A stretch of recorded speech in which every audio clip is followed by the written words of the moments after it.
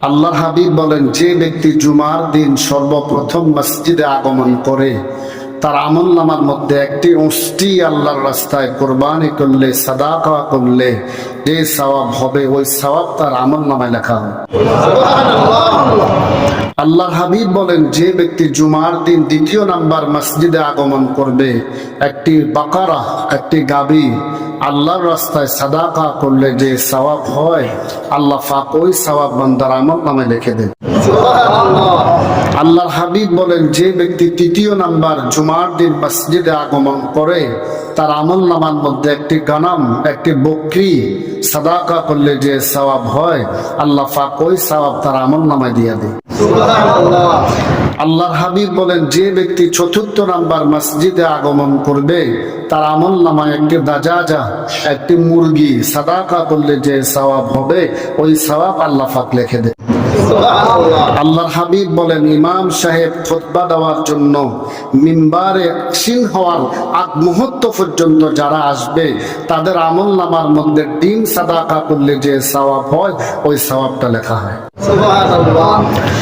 শুধু তাই নয়, আল্লাহর হাবিব বলেন, জুমার দিন ইমাম সাহেব খুতবা দেওয়ার জন্য মিম্বারে ওঠার আগ মুহূর্ত যারা আসে, রহমতের ফেরেশতারা মসজিদের গেটের মধ্যে দাঁড়াইয়া থাকে।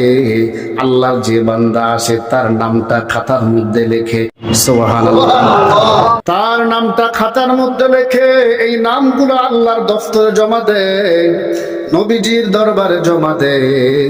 আর ইমাম সাহেব যখন খুতবা দেওয়ার জন্য দাঁড়াইয়া যায়, নাম লেখা বন্ধ করে দেয়। কেন? কারণ হলো ফেরেশতারা খুতবা শুনে, খুতবা শোনা ওয়াজিব। আর আমরা এত হতভাগা কুফাল, খুতবা দেওয়ার সময়ও কথা বলি। খুতবা শোনা ওয়াজিব। নবীজি বলেন, খুতবা দেওয়ার সময় কোন একজন ব্যক্তি কথা বলতেছে, তাকে কথা বলিও না, এটা বলাও নিষেধ।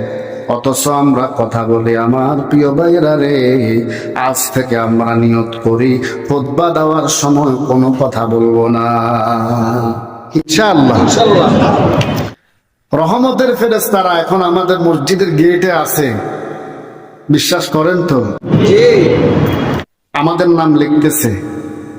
আমি যখন বয়ান শেষ করে বসবো খুতবা দেওয়ার জন্য, যখন আবার মিম্বরে আসীনিত হব, ফেরেশতারা নাম লেখা বন্ধ করে দিবে। আল্লাহ পাক এই ফজিলত প্রত্যেক জুমাতে আমাদেরকে গ্রহণ করার তৌফিক দান করুন।